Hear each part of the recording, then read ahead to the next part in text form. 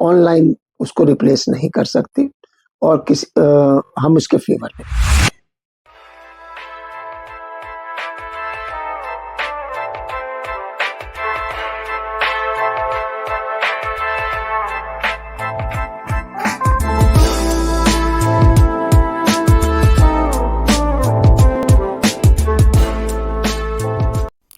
Hi everyone, मेरा नाम है ब्रजेश। आज हम सबके लिए बहुत ही खास दिन है क्योंकि हमारे साथ हैं IIT-BHU के प्रोफेसर AK झा सर, जो हमें पढ़ाए भी हैं और हमें बहुत कुछ सिखाए भी हैं।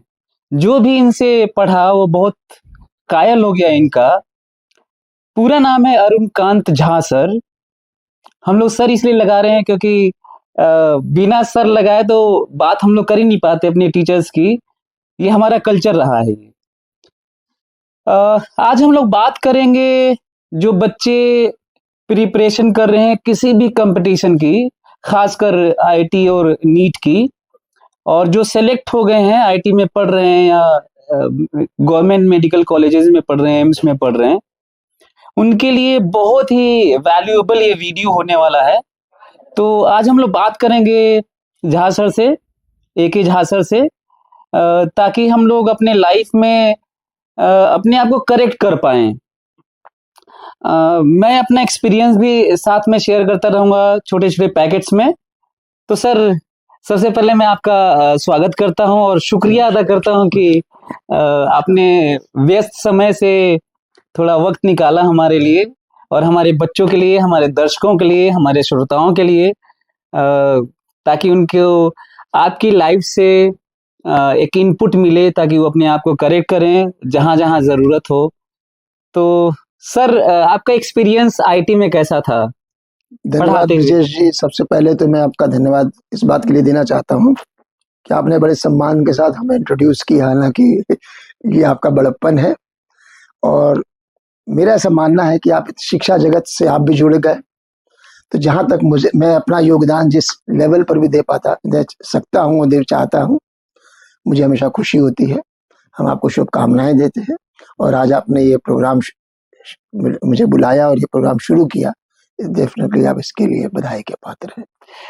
मैं बता दूं कि सर का इंडस्ट्रियल एक्सपोजर, मतलब तमाम कंपनीज में, इंडस्ट्रीज में काम किए हैं आपने काम किया है और उसके बाद IIT-BHU में पढ़ाए भी। तो इनका अपना अनुभव रहा है, जैसा ऑफ द रिकॉर्ड में बात करते हुए महसूस किया कि पढ़ाने में सर को बहुत मजा आया। तो सर, दोनों में क्या आपको फर्क लगता है, किसी कंपनी में, इंडस्ट्री में काम करना और बच्चों को पढ़ाने में? देखिए, अगर बड़ी फ्रैंकली मेरी अपनी राय आप पूछिएगा, हो सकता है वो मेरा मोटिवेशनल पॉइंट भी था कि जब आप किसी इंडस्ट्री में या किसी ऐसी जगह काम करते हैं, कई बार लगता है कि आप बस पैसा कमा रहे हैं, अपनी जीविका के लिए रह रहे हैं। आप शिफ्ट्स करते हैं, कभी किसी अगर लोगों से डील करना है तो कभी आपने किसी को चार्जशीट दे दी, किसी को एब्सेंट कर दिया या किसी के पैसे कटवा दिया कि लेट आए हो। एडमिनिस्ट्रेटिव वर्क ज़्यादा रहता है और टेक्नोलॉजिकल वर्क, क्योंकि ज़्यादातर टेक्नोलॉजीज इस्टेब्लिश होती है जब तक कि कोई विशेष नई टेक्नोलॉजी पर कंपनी काम नहीं कर रही है और उसके लिए R&D वगैरह है, तो एडमिनिस्ट्रेटिव चीज़ों में इन्वॉल्व रहते हैं। और यहाँ पर क्या होता है कि आप हमेशा rather every day you are learning something from the students also, right. उनकी लाइफ स्टाइल को आप देखते हैं, आप बड़ा मोटिवेट होते हैं और कई बार हम लोग अपने आप को स्टूडेंट की तरह बिहेव करने लगते हैं, यंग फील करते हैं। ये एक बड़ा भारी बेनिफिट है और ऐसा फील होता है कि हम किसी परिवार के लिए हम कुछ काम कर रहे हैं, उनके बच्चे को एजुकेट कर रहे हैं, सोसाइटी को कुछ, अपनी जीविका के सिवाय सोसाइटी को भी कुछ दे रहे हैं, पे बैक कर रहे हैं। ये एक बड़ा भारी सेटिस्फेक्शन फील होता है। राइट। और सबसे बड़ी चीज मैं आपको कहना चाहूंगा कि एक शिक्षक का हमेशा उद्देश्य ये रहता है, जैसे पेरेंट्स का होता है, फादर चाहता है कि मेरा बच्चा मुझसे आगे बढ़े, तो एक शिक्षक भी भीतर से यही चाहता है कि मेरा स्टूडेंट मुझसे आगे बढ़े। राइट। करियर में सर दो ही लोग हैं, एक पिता होता है, एक टीचर होता है। इसीलिए गुरु का नाम भी दिया गया है। ईश्वर गुरु भक्ति की चीज है। हाँ हाँ और सर। टीचर ये चाहता है कि ये हमसे आगे बढ़े, और जिस दिन वो ऐसे प्रश्न करने लगता है, इसके जवाब टीचर को भी ढूंढने पड़ते हैं, हाँ हाँ हाँ तो उसको भीतर से बड़ी खुशी होती है। हाँ जी हाँ जी सर। कॉफी कि शिक्षा का अल्टीमेट उद्देश्य शायद यही है कि बच्चा ऐसा तैयार हो जाए कि वो अपने क्वेश्चंस करने लगे आपसे और आगे बढ़े। Right right sir. सर ये आईटी, जो आईटी का पर्पस था जब हमारा देश आजाद हुआ, तो जो आईटी का पर्पस था कि इंफ्रास्ट्रक्चर हम लोग डेवलप करेंगे, रिसर्च करेंगे, R&D डिपार्टमेंट्स के तौर पे इसको देखा जा रहा था। बहुत सारे डैम्स बनाए हमने, टेक्नोलॉजिकल एडवांसमेंट बहुत सारे किए, और पर्पस भी यही था, तो पूरा भी होता हुआ दिख रहा था। ये कैसे धीरे धीरे शिफ्ट होता हुआ इस तरह से जाना जाने लगा कि जॉब खूब बड़ी बड़ी मिलेगी। इतना बड़ा नाम आईटी का क्यों है देश दुनिया में, खासकर अपने देश में, जो पूरी का पूरा यूथ ही इस नजरिए से देखता है कि आईटी में जाना मतलब जॉब पैकेज बड़ा बड़ा। अब ये क्या डाउन किया गया है वो जो पर्पस था हमारा शुरुआत से लेकर? नहीं, ऐसी बात नहीं है। अगर आप इस चीज को गौर से देखें, किसी भी नेशन का जो है सोशियो इकोनॉमिक डेवलपमेंट उसके प्रोग्रेस को रिफ्लेक्ट करता है। राइट। और वेल्थ प्रोड्यूसिंग एक्टिविटीज जो होती है, मेजर टू ही है, agriculture and manufacturing industries. Right. और इसके लिए दोनों में अगर आप देखिए, इंजीनियरिंग एग्रीकल्चर में भी इन्वॉल्व है। हाँ। क्योंकि जब हम एडवांस में एग्रीकल्चर की बात करते हैं तो हमको मशीनरी चाहिए, ऑटोमेटेड मशीन्स चाहिए, सारी चीज हमको चाहिए। और इसीलिए एग्रीकल्चर इंजीनियरिंग भी पढ़ाई जाती है। और इंजीनियरिंग एज सच तो खैर है ही, जिसमें कि हम तरह तरह के प्रोजेक्ट्स, तो इसकी इम्पोर्टेंस राइट इवन ब्रिटिशर्स ने समझी जिस समय ब्रिटिश रूल था यहाँ पर। राइट। और मैं ब्रिटिशर्स की इस बात में तारीफ करूंगा कि वो जानते थे कि वो यहाँ रूल करने आए, फिर भी उन्होंने कॉलेज लोगों के मैन पावर डेवलपमेंट भी किया। बहुत सारा डेवलपमेंट, इंफ्रास्ट्रक्चर डेवलपमेंट तो किया ही, साथ में मैन पावर उन्होंने इंजीनियरिंग कॉलेजेस खोले। राइट। रुड़की 1857 में खुला था, 47। राइट। रुड़की। और उसके बाद शिवपुर इंजीनियरिंग कॉलेज जो हमारी नॉलेज में है, वहाँ एक महाराष्ट्र मुंबई में भी इंजीनियरिंग कॉलेज खुला। हाँ। और हमारा IIT जो IITBHU उस समय बैंको था। मालवीय जी ने संभवतः इसी सब चीजों से प्रेरित होकर के, और लोगों ने उनको मोटिवेट एंकरेज किया मालवीय जी को, राइट, कि हाँ आप भी ठीक काम करें, क्योंकि ब्रिटिशर्स खुद ऐसा जो है, तो उन्होंने यहाँ पर 1916 में जो है इंजीनियरिंग कॉलेज की स्थापना की बैंकों की। और क्योंकि ब्रिटिशर्स का ऑब्जेक्टिव था ट्रेन्स, यहाँ रेलवेज चलाना, ब्रिजेस बनाना, डैम्स बनाना, इस तरह की उनकी रोड्स बनाना, और उसके लिए क्वालिफाइड इंजीनियर्स वगैरह की जरूरत थी। राइट। इसलिए उन्होंने इस चीज को किया। पोस्ट इंडिपेंडेंस क्या हो गया कि लोगों को फील होने लगा कि ब्रिटिशर्स का ये स्टेप करेक्ट था। और उन्होंने उसको अपने, हम चाहते ना कि वो तो अंग्रेजों ने किया, हमने भी तो कुछ किया फिर। हाँ जी। तो उन्होंने 1950 से जो है IITs का स्थापना शुरू की उन्होंने। राइट। और 1961 में एक एक्ट भी तो IIT एक्ट की तरह आया, इंस्टीट्यूट ऑफ नेशनल इम्पोर्टेंस। हाँ। National importance means what?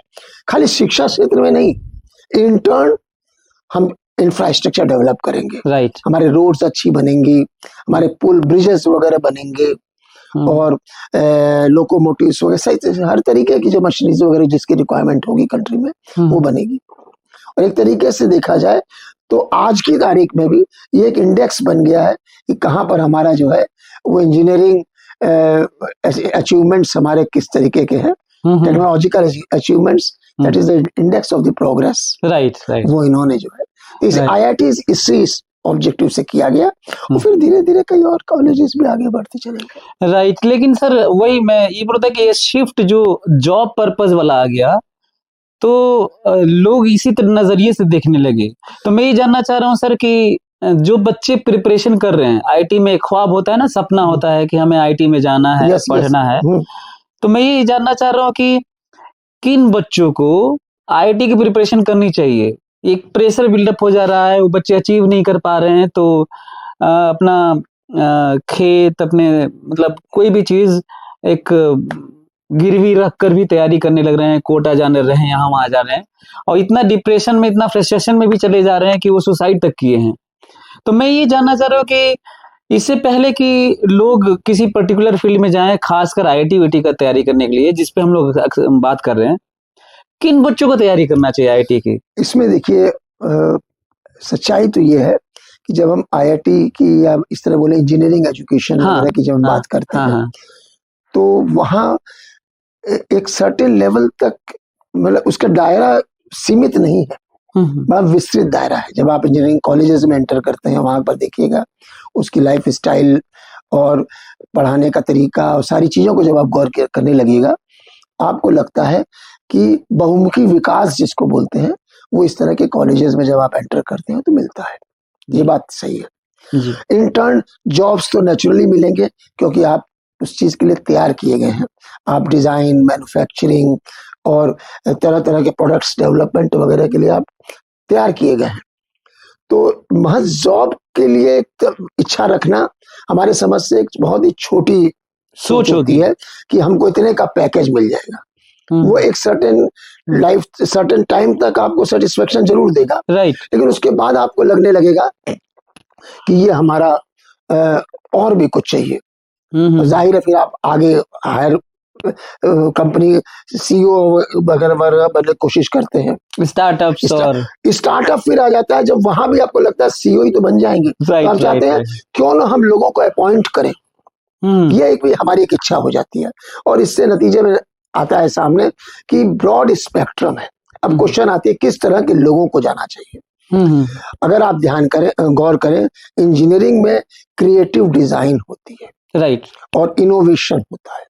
आप चीजों को इनोवेट करते हैं, और ये चीज मतलब डिजाइन एज सच होती, मतलब बुक में गाइडलाइंस होती है। इसीलिए डिजाइन, आपने गौर किया होगा, इंजीनियरिंग डिजाइन का जो पेपर होता था उसमें बुक्स अलाउड रहती थी। क्योंकि क्रिएटिविटी तो आपको खुद अपनी लानी है ना उस डिजाइन में। कि इसका इस टेबल का शेप ऐसा होगा कि ऐसा होगा। वहाँ गाइडलाइन दी गई होगी कि यहाँ ऐसा शेप होने से स्ट्रेस ज्यादा हो जाएगी, और ये सारी चीजें अनबैलेंस हो जाएगा। ये सारी चीजें हैं। तो वो चीजें इंजीनियरिंग एजुकेशन ही देती है। और इसलिए ऑफ कोर्स दूसरे एरियाज भी हैं, उसको मना नहीं किया जा सकता, लेकिन beyond the syllabus, beyond the course, जो एरिया ढूंढता मतलब वर्क करता है, that is engineering and medical professional lines. वो आपको ग्रो करने का ज्यादा मौका देता है। आप, और दूसरी चीज क्या होती है, ये ग्रोथ धीरे धीरे एक अजीब डायमेंशंस में भी जाने लग जाती है।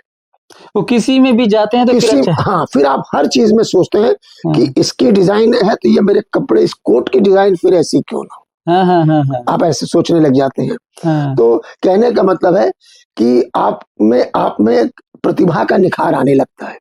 इसीलिए जब आप इंजीनियरिंग कॉलेज का एक वातावरण जब देखिए, हॉस्टल्स में लड़के लोग साथ रहते हैं, अलग अलग जगहों से लोग आते हैं। उन बच्चों में अलग अलग क्वालिटीज भी होती है। मिनी इंडिया कहा जाता है, मिनी इंडिया कहा जा सकता है। और उसमें लोग एक दूसरे के गुणों से वाकिफ होते हैं, कल्चर से वाकिफ होते हैं। और मुझे याद है एक हम लोगों का एक स्टूडेंट था, ककला सरिया करके उसका नाम था। तो वो उन दिनों ड्रोन तो नहीं कहलाता था, हम लोग हवाई जहाज कहते थे कि वो रिमोट चलाता है हवाई जहाज। तो जब कभी फर्स्ट ईयर वगैरह के बच्चे आते थे तो उसको पहले ढूंढते थे। और उसका सामान उठाने में ही उनको प्लेजर, वो उनको इनडायरेक्टली ट्रेन करता था। उन्हें बहुत खुशी होती थी। और न जाने, और इसी तरह से हमारे यहाँ जो कल्चरल प्रोग्राम्स वगैरह होते हैं, स्पोर्ट्स होते हैं, स्पर्धा वगैरह होता है, काशी यात्रा। तो इन चीजों में क्या होता है कि बच्चों को एक प्लेटफॉर्म मिलता है। और लोग उसमें स्क्रिप्ट राइटिंग सीखते हैं, डायरेक्शन सीखते हैं, और काफी डिवोट होकर उसमें काम करते हैं। हम लोगों ने देखा है वो लोग डांस की प्रैक्टिस और सारी चीजें जो करते हैं, तो ये भी एक पार्ट ऑफ द एजुकेशन है। वो अपनी पर्सनैलिटी के उस डायमेंशन को ग्रो कर रहा है। वरुण ग्रोवर जिसका नाम आजकल वरुण ग्रोवर, हम हाँ, लोगों ने उसको देखा है खड़े स्टैंड होकर अप के। कॉमेडियन, हाँ, जो आज बड़ा स्टैंड अप कॉमेडी बड़ा नाम हो गया, उसको हाँ, नेशनल अवार्ड भी मिला है। हाँ, मोह मोह के धागे, तो मोह उसी का मोह ही के गाना है। धागे, हाँ कितना हाँ मीनिंगफुल फिलोसफिकल सॉन्ग है ये। हाँ हाँ, ये जो मोह हाँ, मोह के धागे उसकी तेरी ट्रेनिंग उंगली, को हम लोगों ने यहाँ देखा। तो ये इस तरह का एटमॉस्फेयर आईआईटी ही देते हैं। Right right. इसी तरह पलाश सेन का नाम यूफोरिया में आपने हाँ सुना होगा, हाँ, वो हमारे आईएमएस के थे। कभी आना तू मेरी हाँ, गली, वो आईएमएस के थे। हाँ हाँ तो उससे क्या हो, आप देखिए उसने जो है मेडिकल, ठीक है मेडिकल, अब आप कहिएगा मेडिकल एजुकेशन बेकार हो गया, नो, मेडिकल की वजह से वो उस परिवार से है ये निकला हुआ ये बच्चा। इसका मतलब ये सर कि ये मल्टी डायमेंशनल पर्सनैलिटी ग्रोथ करने का मौका आपको यहाँ मिल रहा है। राइट राइट सर, हाँ तो इससे अच्छा मौका और कहाँ मिलेगा। हाँ वही बहुत सारे जो बच्चे हैं ना जो प्रिपरेशन करते हैं, हाँ, तो अब हमको लगता है कि उनको आइडिया मिल गया होगा कि उन्हें इंजीनियरिंग या आईटी में जाना क्यों चाहिए, और यदि उन्हें लगता है कि उसे ग्रूम करना है अपने हॉबीज को, इंटरेस्ट को, तो इससे अच्छा प्लेटफॉर्म इससे नहीं अच्छा है। प्लेटफॉर्म नहीं मिलेगा। आप कई चीजें बच्चे कई लेवल पर, हम लोगों ने उनकी बातचीत भी कई बार सुनते थे वो, और मतलब एक दूसरे को, बल्कि ऐसा देखा गया है एक बच्चा अच्छी तरह समझ गया चीज को तो वो 3 लोगों को बैठा के पढ़ाता था उसको। अच्छा अच्छा, हाँ अच्छा, और जैसे आप अपने केस में देखिए, आप लोग क्लासमेट हैं हाँ जाजू वगैरह, हाँ हाँ, तो कितना कंस्ट्रक्टिव काम कर रहे थे, आपने स्टार्टअप उस समय सोच लिया था राइट, हाँ हाँ हाँ कि हम ये करेंगे। हाँ हाँ, तो बिल्कुल वो अगर आपको ऐसा वातावरण नहीं मिलता तो मुझे लगता है शायद मुश्किल होता है, हाँ। तो ये टोटल डेवलपमेंट इसका स्कोप यहाँ पर मिलता है। वैसे आप सही बोल रहे हैं सर, मैं ऐसे कभी मैं रेट्रोस्पेक्शन के नाम पे देखूं कि उस टाइम से लेकर अब तक की जर्नी में, तो हमें लगता है कि आईटी में नहीं होता तो मैं यहाँ नहीं होता, आपसे यहाँ बात नहीं कर रहा होता, और L1 कोचिंग इसीलिए नहीं आप होता। देखते होंगे कि आईएएस लोग हैं, मैनेजमेंट इंजीनियरिंग करने के बाद लोग मैनेजमेंट वगैरह में, क्योंकि उनके चीजों को देखने का एक अलग नजरिया होता है। रेशनल थॉट्स हाँ, होते हैं उनके, नेशनल थॉट होता है और एक अलग डायमेंशंस में चीजों को सोचते हैं राइट और राइट, एक नया शेप देते हैं उसमें। हाँ तो हाँ इसलिए हमारा ये पर्सनल मानना है कि अगर हमें basic interest physics, chemistry, maths जैसे सब्जेक्ट में है तो हमको इस लाइन में एक बार, कुछ जरूरी नहीं कि हम इंजीनियरिंग में सक्सेस ही हो जाएं, लेकिन अगर आप एक बार इस तरह की में अपने आप को ट्रेन करते हैं और किसी कॉलेज में आप जाते हैं, वो आपको हर तरीके से, एक तो जॉब, आपको एक अच्छी डिग्री, रेस्पेक्टफुल डिग्री स्टेबिलिटी, मिलती है, लाइफ में स्टेबिलिटी मिल सकती है, और नए डायमेंशंस में जो है हाँ, आप उसमें वर्क करते हैं, ये चीज हो जाती है। तो सर एक और क्वेश्चन आता है जो मैं अभी आजकल के जूनियर से मिलता हूँ, मैं अक्सर आईटी बीएचयू में जाता हूँ, मैं यहीं का हूँ और यहीं पढ़ा, आपने पढ़ाया भी, तो मैं आपसे ये जानना चाह रहा हूँ, आपको ज्यादा आइडिया होगा कि अभी भी आप उन बच्चों से मिलते हैं, कुछ प्रोफेसर्स का मानना है, अलग अलग ओपिनियंस है लोगों के, आपका क्या मानना है, क्या क्वालिटी डाउन होती जा रही है धीरे धीरे बच्चों की, वो वाली हम लोग के टाइम वाले से, कि अच्छे की वैसे स्टैग्नेंट है देखिए, जो डाउन इस तो समय के बच्चे आ मैं रहे हैं? पर्सनली नहीं कहूंगा कि डाउन है। हाँ हाँ हाँ, इसके कई कारण हैं और कुछ सामने दिखते भी हैं और कुछ समझ में भी आते हैं। जितनी प्रिपरेशंस करके बच्चे आते हैं तो हम कहेंगे बेसिक कॉन्सेप्ट्स वगैरह में ये ज्यादा स्ट्रांग होते हैं जो बच्चे से, क्योंकि उन्होंने बड़ी रिगरस ट्रेनिंग इसके लिए, रिगरस लेबर के बाद वो यहाँ आए हैं।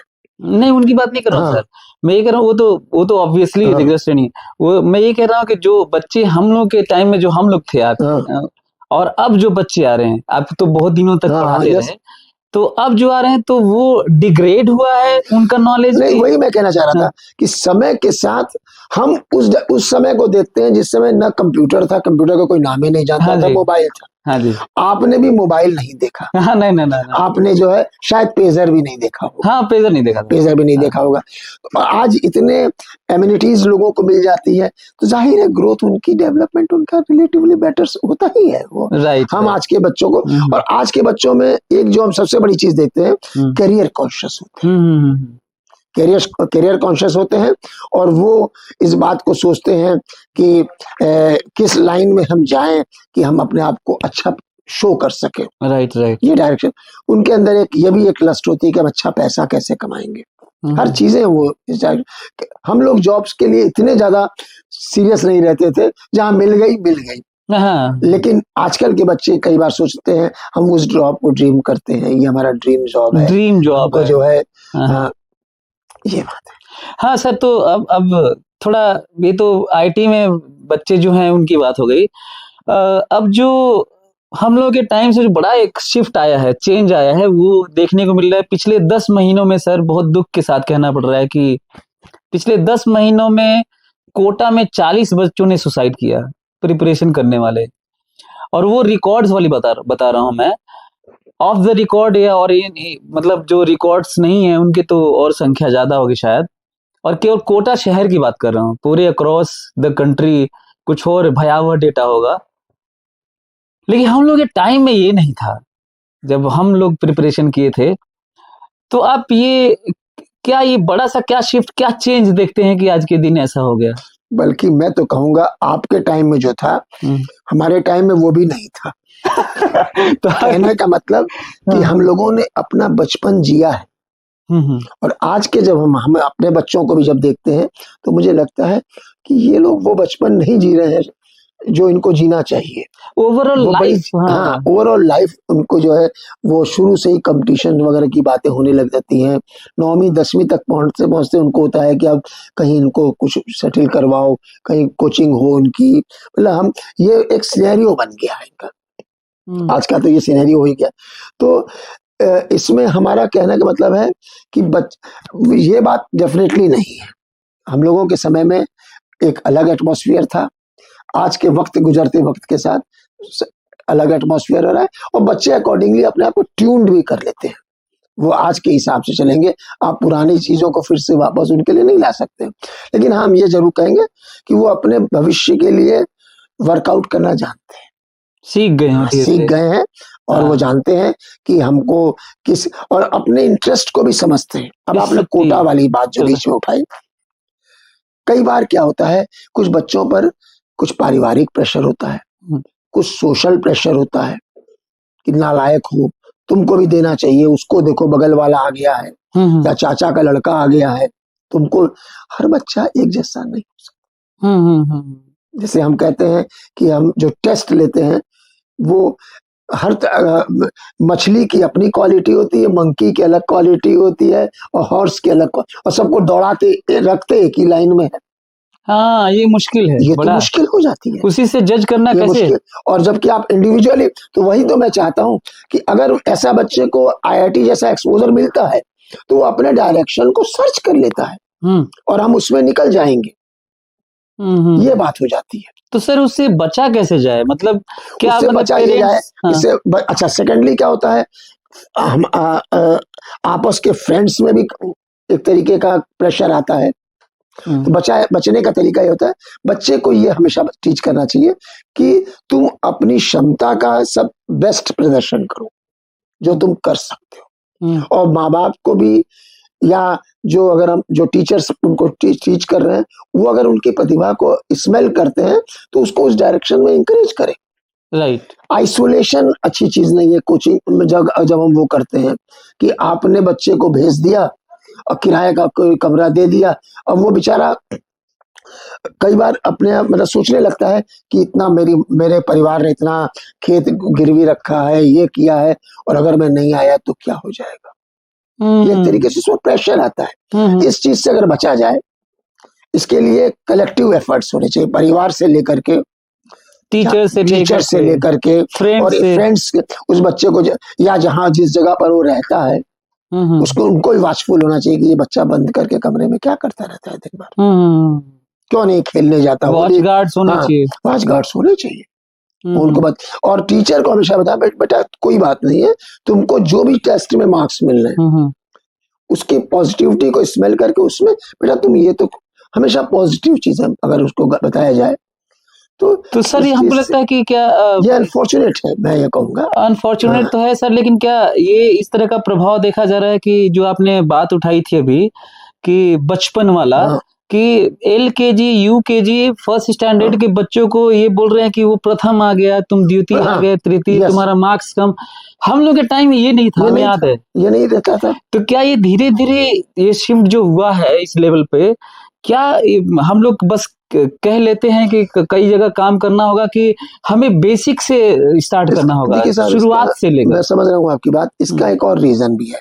ये अचानक से चेंज नहीं होगा ना सर? अचानक से ग्रेजुअल हो रहा है, और ग्रेजुअली हमारी पॉपुलेशन भी बढ़ रही है, एमिनिटीज भी उस प्रपोर्शन में रिसोर्सेज उतने हैं नहीं बढ़ रही हैं, रिसोर्सेज कम है, तो प्रेशर बड़ा ऑब्वियस, प्रेशर बड़ा ऑब्वियस है।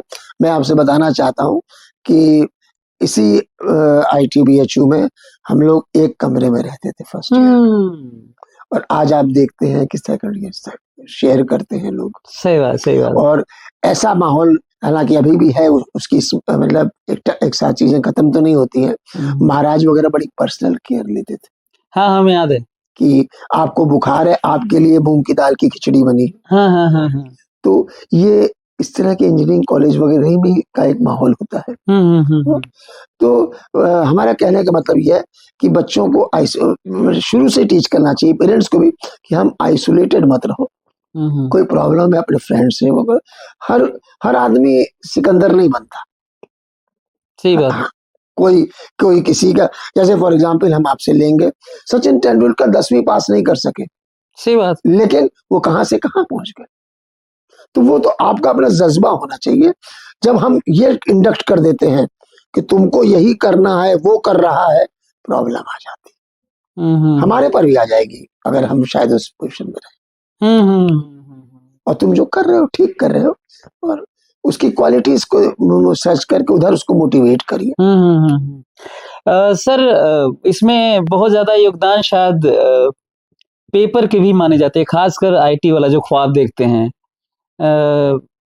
पेपर इतना कठिन बनाया जाता है, तो सभी लोगों की क्यूरियोसिटी है, सभी लोगों की जानने की, बच्चों की, जो कोचिंग में टीचर्स पढ़ाते हैं वो भी, क्योंकि वो भी कभी स्टूडेंट रहे होते हैं, तो सभी ये जानना चाहते हैं कि पेपर बनाता कौन है, या कठिन JEE एडवांस का पेपर, JEE मेन का तो ठीक भी है, मतलब वो थोड़ा, हाँ, ये JEE एडवांस का इतना खतरनाक पेपर कौन बनाता है? नहीं, देखिए, आप जो बनाने वाली बात बोल रहे हैं, बनता तो इसी दुनिया में यही कहीं होगा, इसमें से दुराय तो नहीं है कि, लेकिन सबसे बड़ी बात ये हो जाती है कि कठिन और सरल की तो बात ये होती है, जो चीज हम कर पाए वो सरल हो गई।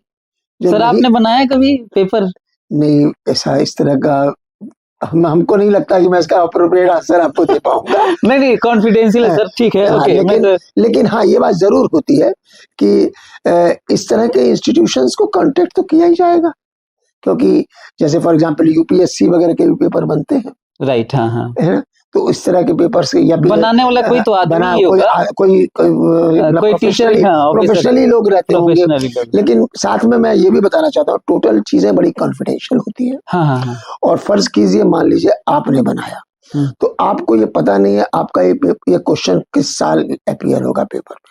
अच्छा। और अपीयर होगा भी कि नहीं, ये भी आप श्योर नहीं। अच्छा, मतलब क्वेश्चंस के रिजर्वायर होते हैं, और उसमें से हम पिक करते हैं। आपको सिर्फ क्वेश्चन बैंक में डाल देना होता है।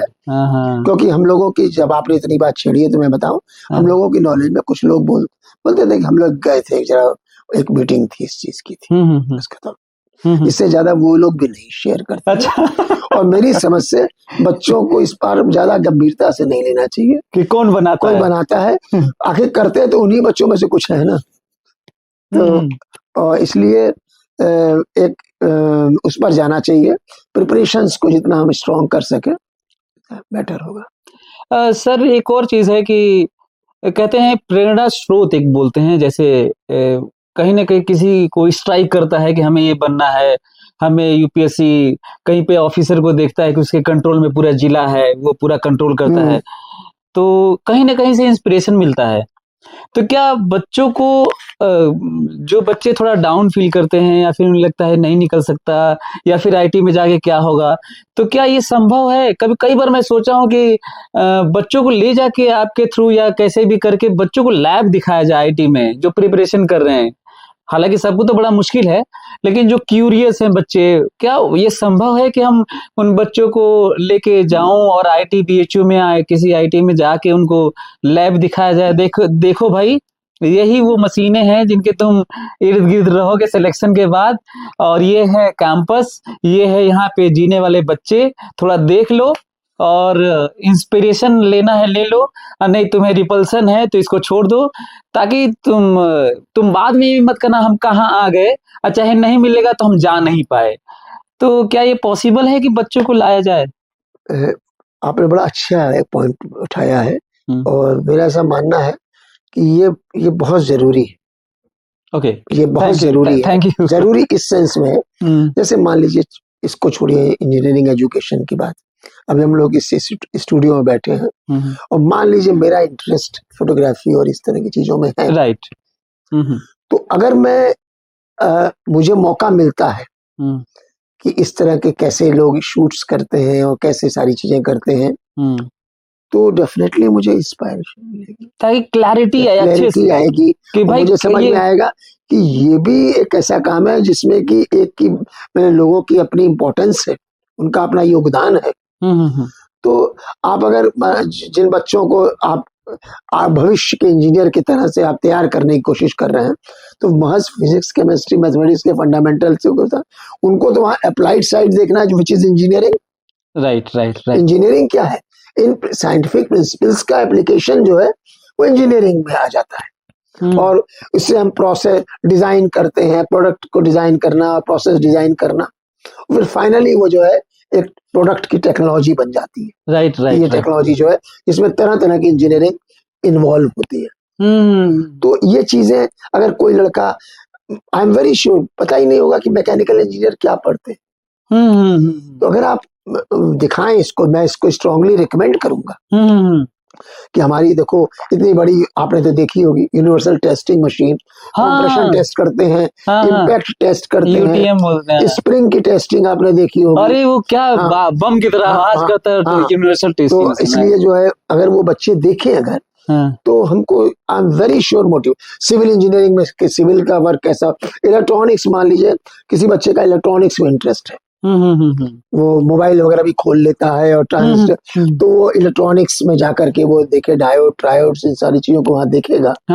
तो आई एम वेरी श्योर। इसमें मैं आपसे एक चीज और कहना चाहूंगा, फॉर्चुनेटली L1 हमारा बनारस में भी है। तो इन बच्चों को आप यहाँ पर जो टेक्निक्स होती है उसमें अवश्य दीजिए। अच्छा, हाँ सर, कुछ बच्चे तो आते हैं, लेकिन आपके इस कहने पे मैं आपको प्रॉमिस कर रहा हूँ कि क्योंकि आपका शायद ये विजन हमको लग रहा है कि सारे बच्चों को लेके आऊंगा, एक बार जो टेक्निक्स में लेके आता हूँ। आप शुरुआत वहां से कीजिए, हाँ, और आपके थ्रू लाइव में थोड़ा कनेक्शन और थोड़ा एक्सटेंड करूंगा। हाँ जी, सॉरी, जो बच्चा इंजीनियरिंग में, आपको किसी को लगा कि आप क्लास में पूछिए लोगों से, क्यों भाई स्कूल डेज में कौन स्पोर्ट्समैन था, आपने किसमें पार्ट लेते थे, क्या थोड़ी इधर उधर की बात आपको भी, या बच्चों को टैप करना है, हम खाली अपने मैथमेटिकल या फिजिक्स के थ्योरेटिकल सेक्शन को अपना लेके चल रहा है। तो आपको पता चलेगा हमारे इस बैच में ये बच्चा स्पोर्ट्समैन है, राइट, ये बच्चा थोड़ा क्रिएटिव ड्राइंग वगैरह करता है, पेंटिंग बड़ी अच्छी करता है। हाँ जी, क्योंकि ये एक चीज पर आपको बिलीव करना पड़ेगा कि हर इंसान में कोई ना कोई यूनिक क्वालिटी होती है। आपकी बातों से सर हमको ये लग रहा है ना कि, और हमको उसको एक्सप्लोर करना है। आपकी बातों से सर अभी जस्ट हमको ये लग रहा है, स्ट्राइक किया है कि आईटी कैंपस में जिस तरह से काशी यात्रा, स्पर्धा, स्पोर्ट्स एक्टिविटीज जो करते हैं, डांस वाला, ड्रम वाला, म्यूजिक वाला, आप उनको ले जाइए, तो वो उसमें ले भी जाते हैं और कोचिंग में भी करवाते हैं, ताकि एक तो उनका मूड फ्रेश होगा, राइट, और दूसरे उनको लगेगा I can also do this. आप देखिए हमारे फिल्म इंडस्ट्री में कितने, जितेंद्र कुमार एक है, जो इसमें जीतू भैया, वो आप खड़गपुर के ग्रेजुएट है, और वो कौन सा एक सीरियल आता है ना इसमें, पंचायत बड़ा सक्सेसफुल चल रहा है, बहुत बढ़िया, क्या एक्टिंग किया उन्होंने, बहुत शानदार। कोटा फैक्ट्री, पंकज त्रिपाठी भी आपको, अच्छा शंकर महादेव वो जो म्यूजिक कंप्यूटर इंजीनियर, राइट। अच्छा, उनकी ये कहानी कल ही मैं केबीसी में उनको सुन रहा था, मुझे बड़ा अच्छा भी लगा वो सुन करके, और मैंने उस समय सोचा भी कि अगर मौका लगेगा तो मैं एग्जाम्पल दूंगा। उन्होंने कंप्यूटर बनाया नहीं, बस प्रिपेयरिंग फॉर द यूएस, हाँ। ही वाज, और उसका पासपोर्ट तैयार हो गया था, पासपोर्ट वीजा सब हो चुका था, उसको जाना था यूएस आगे उसके लिए। तो उसने अपनी मदर से कहा कि मेरा कोई खास इसमें मन नहीं हो रहा है। तो बोला तुम क्या करोगे? तो बोला कि नहीं, मैं वो जॉब छोड़ दूंगा, मैं म्यूजिक गाना गाऊंगा। क्या बात तो है। बोले तुम पागल हो रहे हो? बोले हाँ, मैं जो भी है मैं करूंगा यही काम, क्योंकि मेरा दिल इसको एंजॉय करता है। मैं आपसे बताना चाहता हूँ, मेरा बैकग्राउंड ये रांची का है। हाँ। मैं जानता हूँ किस डोरंडा के किस ग्राउंड में धोनी प्रैक्टिस करते होंगे। एक ऑर्डिनरी सा ग्राउंड है, राइट। और एक बहुत बड़ा सपना, एक बहुत बड़ा क्रिकेटर वहां पैदा हो रहा था। कौन जानता एक बहुत बड़ा कैप्टन, बहुत अच्छा इंसान वहां पैदा हो रहा था। तो जिसके अंदर लड़क, और उसने क्या किया, जिस नौकरी के लिए लोग न जाने कितने पापड़ बेलते हैं, टीटीआई की, उसको उसने खड़गपुर के प्लेटफॉर्म से छोड़ दी। क्या बात है। उसने कहा राइट। ये चीज होती। शंकर महादेवन पे सर हमें याद आ रहा है कि इतने मतलब उनका सरगम जो अंडरस्टैंडिंग है वॉइस क्वालिटी की और सिंगिंग की और आलाप की, वो अमेजिंग है। पंकज त्रिपाठी, हाँ, कहाँ से कहाँ, वो भी ही आल्सो। हम इन चीजों को गौर करते हैं कि कौन इस तरह के प्रोफेशन से, उनको आप देखिए एक अलग, एक यूनिक उनकी सोच ही अलग होती है। भी सर एक टाइटल सॉन्ग दिल चाहता है का एक है ना, कि दिल चाहता है, तो वो उनको ट्यून नहीं मिल रहा था। तो बताते हैं कि मैं बहुत मेहनत किया, कुछ नहीं समझ में आया, तो एक बार अपने टीम के साथ कहे चलो चलते हैं हिल स्टेशन की तरफ घूमने। और रास्ते में उनकी पता नहीं कहीं से आवाज है, डिंग डिंग डिंग डिंग, तो दिल चाहता है, कैच करता है। हाँ, तो क्रिएटिव पर्सन ना, वो कभी भी किसी खाके में बंद रह के वो जी नहीं सकता, क्रिएटिव जी नहीं सकता। मुश्किल। आप देखिएगा, आप अपने उसमें भी प्रोफेशनल लाइफ में देखिएगा कि कई ऐसे बच्चे आज आप देखते हो बड़ी अच्छी पोजीशंस पे पहुंच गए हैं, जो कि रियली मीडियोकर थे क्लास में। और अगर आप बुरा ना माने तो मैं भी कहूंगा क्लास में आप मीडियोकर ही थे, लेकिन यहाँ आप टॉप बॉस हो गए। सही बात है, तो आदमी ऐसे ही होता है ना। टॉप बॉस है, तो ये चीज होती है। हम लोगों को इस बात से बच्चों के प्रति स्नेह भी है और सम्मान भी है। सर मैं आपसे बल्कि मैं अपने नॉवेल में लिखा भी हूँ आपको, और मैं बता दूं कि सर ने 3 किताबें लिखी हैं। मैं अपने किताब में जो सबसे ज्यादा पूछा जा रहा है कि एके झा सर कौन है जो तुम्हें प्रोजेक्ट में आगे बढ़ा दिया। तो सर मैं बताऊं, 1 महीने से लोग प्रिपरेशन कर रहे थे प्रोजेक्ट की, और मैं 1 दिन में प्रिपेयर किया, और साइन करवाना होता है 2-3 हफ्ते पहले। और जब दोस्तों ने मुझे बताया कि साइन करके फॉरवर्ड करवाना है, और कल प्रेजेंटेशन है प्रोजेक्ट का, और आज तक हमारा अभी कुछ पता नहीं था। मैं अपने दोस्तों से पूछा गया कि अब तुम्हारा कुछ नहीं होगा, तुम्हारा लगेगा ईयर बैक, अब तुम्हारा कुछ नहीं होने वाला है।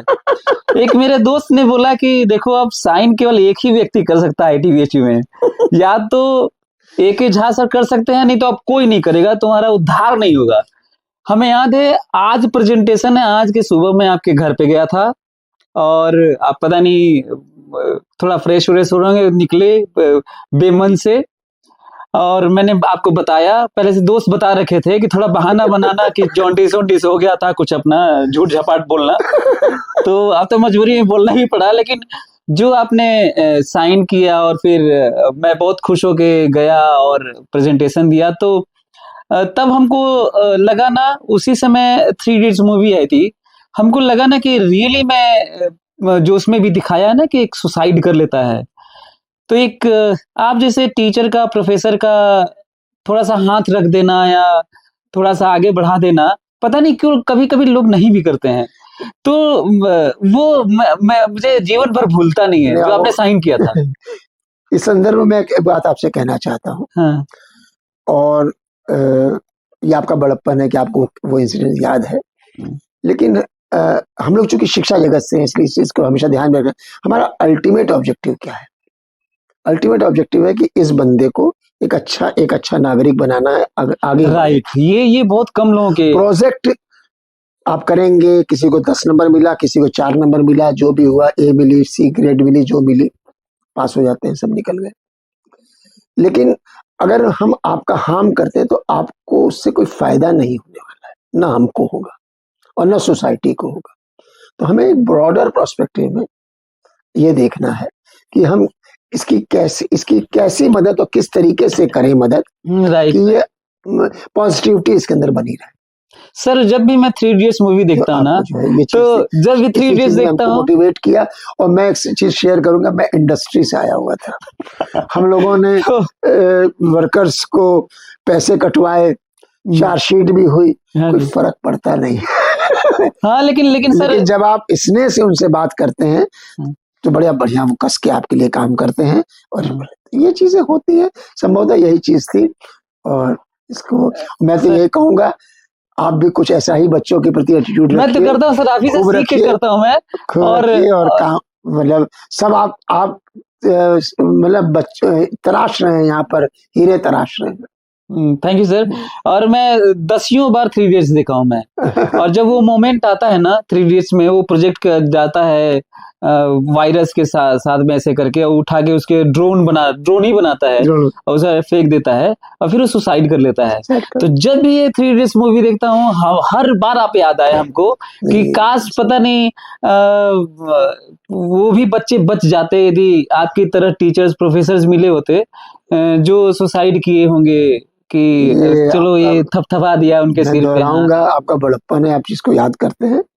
लेकिन हाँ, आप भी चूंकि शिक्षक हैं तो मैं अवश्य कहूंगा कि बच्चों को अपना बच्चे समझ के बिल्कुल ये तो करते हैं सर, हम ट्राई करते हैं। हाँ, तो मजा नहीं आती है। हाँ सर, मेरा एक क्वेश्चन है सर कि आईटी में बहुत इस बात को लेके चर्चा रहती है कि लड़के लड़कियों का अनुपात, रेशियो बड़ा कम है, प्रोपोर्शन। वो जैसे मेरे में 54 स्टूडेंट्स थे, उसमें एक लड़की थी।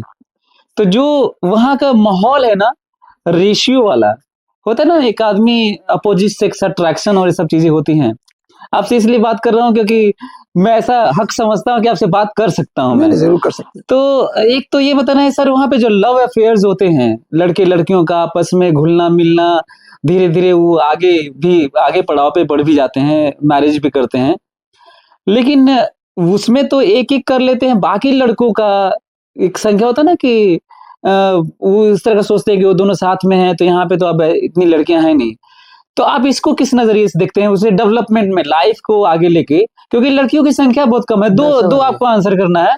एक, लड़कियों की संख्या, क्या लोग लड़कियों को कम पढ़ा रहे हैं? और दूसरा ये बताना है कि ये कितना प्रभाव पड़ता है एक बच्चे को जब उसकी गर्लफ्रेंड नहीं है तो? आपने बड़ा लाजमी क्वेश्चन किया है, और हमको लगता है यूथ्स को ये काफी इंस्पायरिंग लगेगा। इसका आंसर ठीक से मिले अगर तो हाँ जी, हाँ जी, हाँ। तो इसमें पहले हम आपसे ये बताना चाहेंगे, आपने अपने समय की बात बताई। हमारे समय में हमारी बड़ी बहन हमसे ज्यादा पढ़ने में तेज थी। क्या बात है। शी वॉज मच बेटर, और उसको हाई स्कूल में 3 सब्जेक्ट्स में डिस्टिंक्शन आए थे। लेकिन उसको 8 सब्जेक्ट्स उसको मतलब मान लिया गया था कि लड़कियां 8 सब्जेक्ट्स पढ़ेंगी। म्यूजिक पढ़ेंगी, बहुत है तो होम साइंस पढ़ लेंगी। हाँ, मेरी दीदी भी पढ़ी। हाँ, गिने चुने लड़कियां जो है, कभी कदार हम लोग उसको देखते थे, इसलिए मालूम है ये साइंस में पढ़ती है, एक ही बच्ची है, ऐसे करके ये समय था। उस रेफरेंस में अगर हम देखते हैं तो धीरे धीरे चीजें आज इम्प्रूव होती चली जा रही हैं इस रेशियो के पॉइंट ऑफ व्यू से। फिर एक दौर आया जब हम इंजीनियरिंग कॉलेज में आए, उस समय एक डायरेक्टर्स बेंगलो था, उसमें गर्ल्स हॉस्टल करके बनाया गया था, इस तरीके से करके। हाँ, पुराना वाला आईटी पुराना वाला था। और फिर और धीरे धीरे समय गुजरा, और आज आप देखते हैं कि ऐसे कई बॉयज हॉस्टल है जिसको कन्वर्ट कर दिया गया। हाँ, गर्ल्स लिम्डी कन्वर्ट किया गया है। कई नए गर्ल्स हॉस्टल्स बने भी हैं। अच्छा, तो एक तो ये चेंज आ रहा है। जब तक इसका मतलब है कि अब ज्यादा लड़कियां first of all science subjects opt करती हैं, एंड सेकेंडली उसमें आगे बढ़ रही हैं, और इस मुकाम तक यहाँ भी आ रही हैं। मेडिकल में कई चली जाती हैं। इंजीनियरिंग के पहले मेडिकल माना जाता था कि लड़कियों के लिए लेडी डॉक्टर करके आगे बढ़ जाएगी, और इंजीनियरिंग प्रोफेशन को वो कॉन्सेप्ट था ही नहीं जब तक ये कंप्यूटर्स वगैरह नहीं आए और इलेक्ट्रॉनिक्स ज्यादा डेवलप नहीं हुई। अदरवाइज जैसे मैकेनिकल का मतलब हथौड़ा इंजीनियरिंग, माइनिंग में तो बहुत दिनों तक नहीं रखा गया था माइनिंग में जाती है।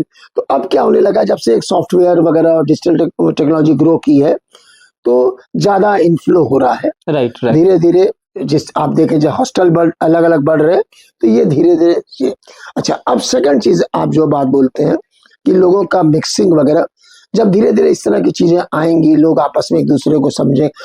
हाँ, यह सेकंड एक चीज और इसमें सप्लीमेंट करेंगे जो पिछली बात में, कि लड़कियों के आउटलुक्स भी चेंज हो रहे हैं। राइट, हाँ हाँ हाँ, वो अपने डिसीजंस खुद लेती है कि हम ये सब्जेक्ट पढ़ेंगे, और पेरेंट्स अब धीरे धीरे समझ भी रहे हैं। हाँ हम ये सब्जेक्ट पढ़ेंगे, और हम ये सब्जेक्ट पढ़ेंगे से बात वहां तक चली जाती है, हम इससे शादी करेंगे। अब धीरे धीरे इम्प्रूव हो रहा है हम ये चीजें यहाँ तक आ जाती हैं। और कई बार, और इसमें लोग इसको डिस्करेज नहीं कर रहे, और हम कहेंगे जो एक जातिवाद वगैरह का जो वो है बैरियर है, बैरियर कीड़ा जो है समाज में, हाँ, वो इसी से नाश होगा। और टूट रहा है। हाँ, हाँ। इसमें इन युवाओं का इस तरीके से बहुत बड़ा योगदान है। राइट। तो जब लोग साथ काम कर रहे हैं, तो लोगों में अंडरस्टैंडिंग बन जाती है। व्हाट इज हार्म कि अगर कोई अच्छा फ्रेंड बन गया, क्या हुआ, वो एक उनकी अपनी पर्सनल लाइफ है, वो लोग अपने, उनका अधिकार है एज ए ह्यूमन बीइंग कि वो अपनी तरीके से जिए इसमें। अब रही बात किसी की गर्लफ्रेंड बनी, किसी की नहीं बनी, उसको अपने आप में रिव्यू करना है कि मैं संख्या नहीं है सर। हाँ, तो फिर लोग चले जाते हैं, हम लोग सुनते हैं, दूसरे कॉलेज में जाते हैं, और वो अपने अपने एवेन्यूज ढूंढते हैं। अब हम लोग उतना बड़ा बर्डन न ले उन पर छोड़ने की, भाई तुम ये अपना समझो, तुम पढ़ाई लिखाई और जॉब के बारे में हमारे से ज्यादा इंटरेस्टेड है। लेकिन मैं इसको हमेशा इंकरेज करता हूँ कि अगर मतलब जेंडर बायसनेस से जो पहले चलती थी चीजें, वो धीरे धीरे एलिमिनेट तो अभी भी नहीं हुई है, लेकिन बहुत वक्त काफी कम हो गई है। और पढ़ने लिखने से उनके आउटलुक्स में चेंज आता है।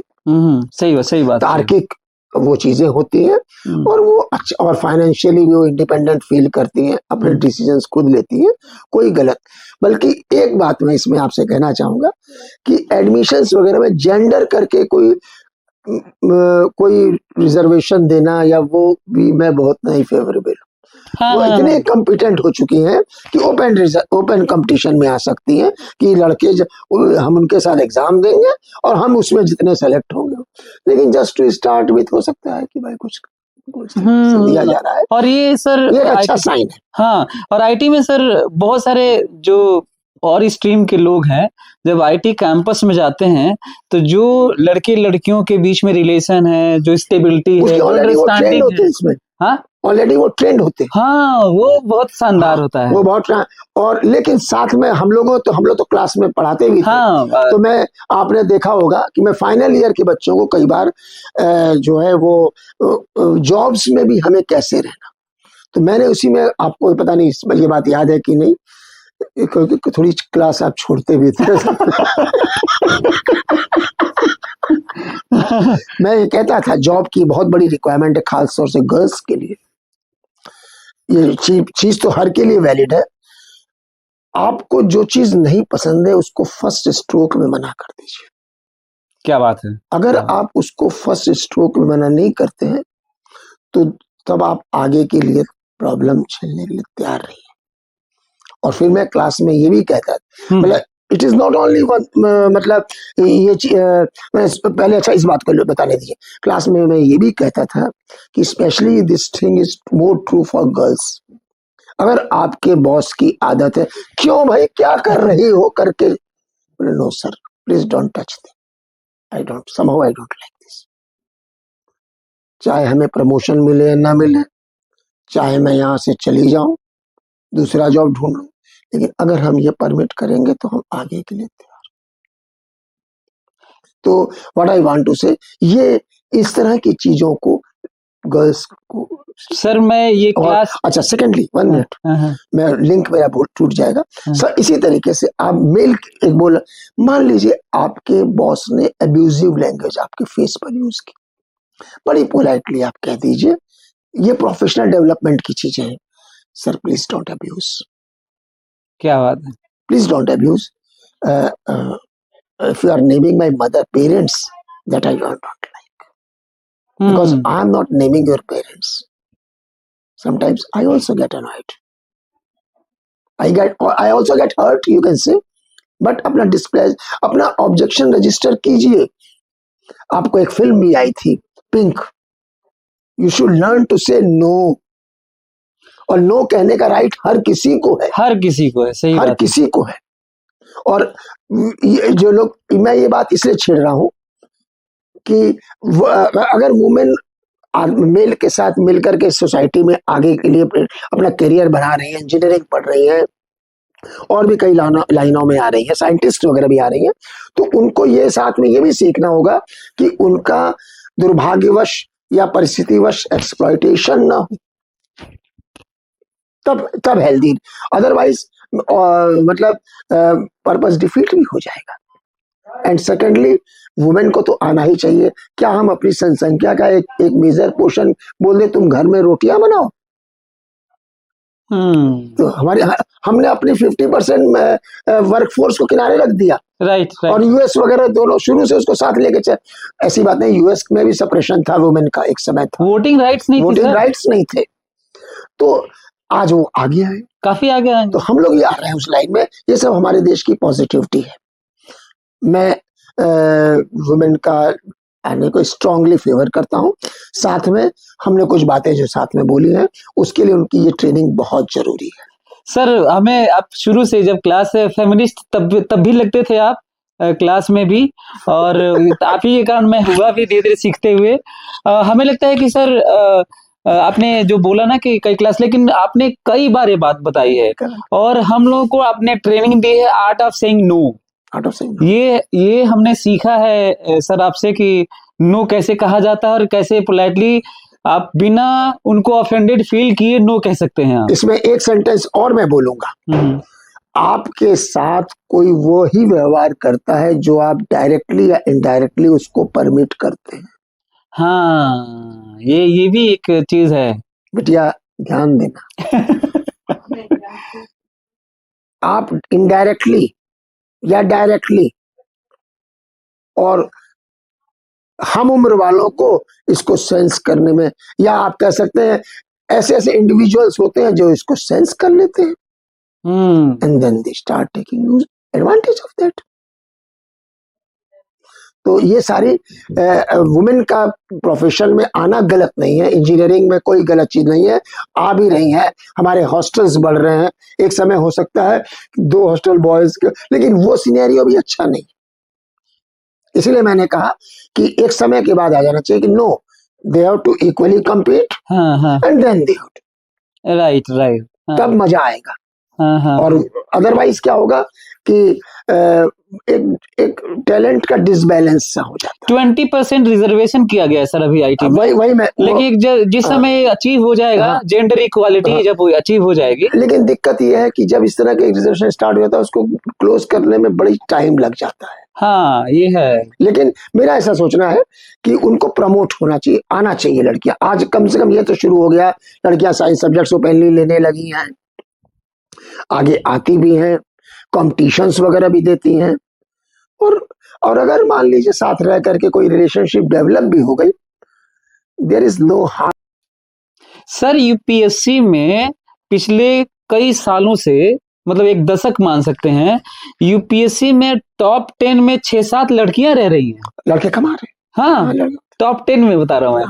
फर्स्ट लड़की, सेकंड लड़की, फोर्थ, फिफ्थ, सेवेंथ, इस तरह की लड़कियां आ रही हैं. तो बड़ा अच्छा लगता है. मैं बहुत यूपी बोर्ड वगैरह का रिजल्ट देखिए. देखिएगा, अभी भी देखिए, लड़कियां अच्छी करती हैं. तो वो थोड़ा स्टूडियस रहती हैं, पढ़ती हैं.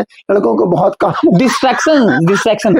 उसी सिलसिले में सर मेरा एक क्वेश्चन है कि बहुत ही इंपॉर्टेंट क्वेश्चन है, क्योंकि कम लोग, पेरेंट्स और सोसाइटी कम रीड कर पा रही है, क्योंकि इतना क्योटिक सिचुएशन हो गया है अभी का, और बहुत फास्ट फॉरवर्ड लाइफ हुई है. बहुत तेजी से तब्दीलियां आ रही है, बदलाव एक्सपोजर्स भी काफी हो गए. हाँ. तो आपको मेरा आपसे एक क्वेश्चन है. बच्चे ऑनलाइन खूब ज्वाइन कर रहे हैं, 3,999 में सब्सक्रिप्शन. तो लेकिन बच्चों को ये आइडिया नहीं है कि एक टीचर खूब मुजरा करके पढ़ा रहा है, चिल्ला रहा है, अपना ये कर रहा है अट्रैक्ट करने के लिए, और उधर एक बॉस बैठा हुआ है कि कितने का ऑनलाइन कर रहे हैं. ज्वाइन किए हैं 3 लाख बच्चे उसको देखने वाले, जबकि स्टूडेंट्स टू टीचर रेशियो है 20-30। थोड़ा पॉपुलेटेड कंट्री है तो 60-70 यही कर सकते हैं। आप सबके काउंटर क्वेश्चन तो ले नहीं सकते, आई कांटेक्ट तो हो नहीं सकता। तो 3 लाख में से प्रोक्रेस्टिनेशन को लेकर, ये सब चीजों को लेकर बच्चों की संख्या जो ऑनलाइन है, किसी दिन अलग से 5,000, 3,000 में से कल 5,000 कर रहे हैं, कभी कभी 3,000 कर रहे हैं, और वो अलग अलग हैं, रेगुलर किसी का नहीं है। ये दौर ऐसा आ गया है कि बच्चे बर्बाद हो रहे हैं ऑनलाइन करके। मैं अपना पॉइंट ऑफ व्यू बता रहा हूं, आपका क्या स्टैंड है इसको लेकर? ऑनलाइन जो प्रिपरेशन है आईटी और नीट का। ऑनलाइन के बारे में मेरा अपना मानना ही है कि कोविड के समय इसका इनिशिएशन इंट्रोड्यूस हुआ है, और उस समय की जरूरत भी थी। हाँ, बिल्कुल जरूरत थी। वो बीमारी बढ़ रही थी, उसके लिए जरूरी था, अदरवाइज मतलब पेंडेमिक के लिए जरूरी इस चीज के लिए था। लेकिन उसका टेस्ट लग गया, खासतौर से बिजनेस कम्युनिटी में। बिजनेस में जो भी कॉमर्शियल उसमें है, कॉमर्शियल पॉइंट ऑफ व्यू जो उनको टेस्ट इस तरह लग गया कि ये कम इन्वेस्टमेंट में ज्यादा फायदा हमको होता है। हाँ, उनके एम्प्लॉयज घर में काम कर दे रहे, ऑनलाइन है ही, रिपोर्ट मांग ली 10 मिनट बाद भी मिलेगी, लेकिन मिल तो जाएगी। अगर वो ऑफिस में रखेंगे तो उनके लिए सेपरेट सारे अरेंजमेंट करने पड़ेंगे। राइट। हाँ। और इस तरीके से this how they can hire more and more people. तो ये चीजें चली, लेकिन ऑनलाइन उसको रिप्लेस नहीं कर सकती, और हम उसके फेवर में नहीं जाते। इसलिए नहीं जाते हैं कि हम कई चीजें हैं जो क्लासरूम टीचिंग में लोग सीखते हैं, जिसको कि ऑनलाइन में वो बिल्कुल प्रेजेंट ही नहीं रहेगी। पहले क्या है, मोनोटोनस हो जाता है। राइट, हाँ, ये बड़ा पॉइंट हो जाता है। आप थोड़ी देर कंप्यूटर में एक बच्चा उस पर फोकस कर रहा है, थोड़ी देर बाद वो इधर उधर देख रहा है, अपने माँ को देख रहा है, कहाँ गई, किचन गई, कभी कोई बुला लिया उसको, कोई बुला लिया तो इधर म्यूट में डाल देगा, और इस तरह की चीजें चलती रहती है। क्लासरूम टीचिंग में आप देखते हैं कि एक टीचर कैसे पढ़ाता है। कल को अगर हम टीचर बनेंगे, हम ऐसे ही पढ़ाएंगे या हम ऐसे नहीं पढ़ाएंगे, ये भी आप सीखेंगे। आप कई बार देखते हैं कि हमारी क्लास में मिस्टर एक्स कैसे वो पढ़ता है, वो नोट्स भी नहीं ज्यादा लिखता है, लेकिन जो है वो अच्छा परफॉर्म करता है, कितने ध्यान से सुनता है। कि हम लोगों के समय की बात है। हाँ जी। कि कुछ बच्चे हाई स्कूल प्राइवेट देते थे, कुछ रेगुलर में देते थे, याद है? हाँ जी। प्राइवेट वालों के बच्चे और रेगुलर वालों में जमीन आसमान का फर्क था। वही अभी भी है सर।